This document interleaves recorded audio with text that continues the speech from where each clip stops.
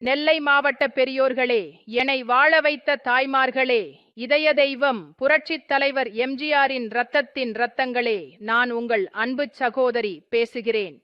உங்கள் திருநெல்வேலி மாவட்டத்தில் தாமிரபரணி ஆற்றை பாதுகாக்கவும், அனைத்து கிராமங்களுக்கும் தாமிரபரணி குடிநீர் திட்டம் கிடைக்கவும் முழு முயற்சி எடுத்தது என்னுடைய தலைமையிலான ஆட்சியில்தான்.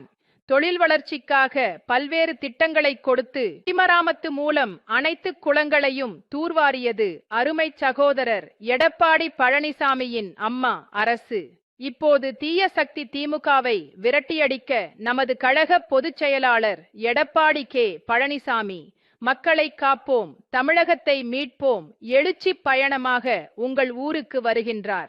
நீங்கள் திரளாக கலந்து கொண்டு இந்த பயணத்தை வெற்றியடையச் செய்ய வேண்டுமாறு கழகத் தோழர்களை அன்புடன் கேட்டுக்கொள்கிறேன். நன்றி, வணக்கம். அண்ணா நாமம் வாழ்க, புரட்சித் தலைவர் எம்ஜிஆர் நாமம் வாழ்க.